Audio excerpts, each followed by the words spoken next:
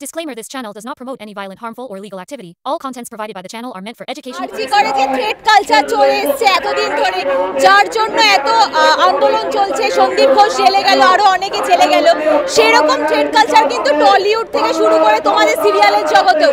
এখানে একজন hair ড্রেসারকে suicide করতে হয়েছে এই থ্রেড কালচারের শিকার হয়ে। কি বলার মানে থ্রেড কালচার যে শুধু আরজি করে আছে বা মেডিকেল কলেজগুলোতে আছে তা কিন্তু নয়, থ্রেড কালচার প্রত্যেকটা ইন্ডাস্ট্রিতেই আছে। আর আমাদের এই থ্রেড কালচারটা অনেক দিনেই কেউ কোনোদিন প্রতিবাদ করেনি, বা যখন প্রতিবাদ করতে চেয়েছে তাকে দমিয়ে দেওয়া হয়েছে। আজকে একটা মানুষ প্রতিবাদ করতে করতে তার পিঠ এমন জায়গায় ঠেকে গেছে যে তাকে আত্মহত্যা করার চেষ্টা করলেন তিনি। এটাই আমাদের কাছে লজ্জা। কিন্তু এই থ্রেড কালচারটাকে আমরা ভয় পাচ্ছি না, আমাদের তো কাজ করতে হবে। আমরা এই থ্রেড কালচারকে বার করে দেবো আমাদের ইন্ডাস্ট্রি থেকে। এই যে তোমাকে নিয়ে এত বড় কথা যে কোট অ্যান্ড কোট বদন বিগড়ে গেছে বলা হয়েছে, কি বলবে? এখানেই যে শাসক দলের থেকে এরকম কথা শুনতে হচ্ছে। এই তো আমার বদন, তুমি বলো না বিগড়ে গেছে, বল ভালো না? ভালো, এইগুলো বলেছে বলে আমি খুব খুশি হয়েছি। কেন বলো তো?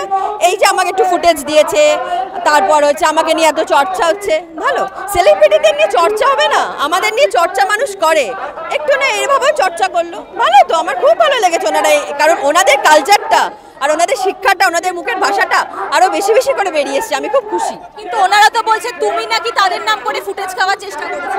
কোনো ফুটেজ খাইনি তো, কি ফুটেজ খেয়েছি? ওনারাই ফুটেজ খাচ্ছেন দিনের পর দিন আমার নাম নিয়ে, আমার বদন নিয়ে, আমার কাজ নিয়ে, আমার চেহারা নিয়ে, আমার বিবাহিত জীবন নিয়ে। জানি মানে উনি চাইছিলেন আমার সঙ্গে দেবাংশুর বিয়ে দিয়ে দিতে। তুমি ভাবতে পারছো? ভাবো, আমি একজন বিবাহিত মহিলা, আমার সঙ্গে দেবাংশুর বিয়ে দিয়ে দিতে চাইছিলেন। মানে উনি কত বড় ফিটাচ আমাকে দিচ্ছেন। খুব ভালো, আপনি এগিয়ে যান, আপনার হবে। কে নিয়ে এত বড় একটা স্টেটমেন্ট উঠে এলো, সেখানে মুখ খুলেছেন শ্রীলেখাদি থেকে শুরু করে স্বস্তিকা মুখোপাধ্যায়, সবাই মুখ খুলেছেন, কিন্তু তাদেরকেও তো নানা বডি শেমিং করে অপমান করা হচ্ছে। কি বলবেন?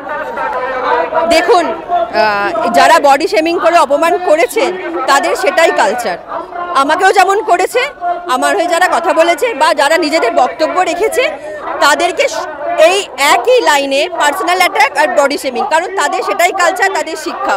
আমার মনে হয় না যে তাদের কোনো রাজনীতি জ্ঞান আছে বা তারা সাধারণ মানুষের সঙ্গে লড়াই করতে জানে। তারা সাধারণ মানুষকে শুধু বিশেষ করে মহিলাদের অপমান করতে জানে, বাড়িতে বসে আর মোবাইলে ভিডিও করে তাদেরকে ছোট করতে জানেন। এটাই তাদের কালচার, এটাই তাদের শিক্ষা।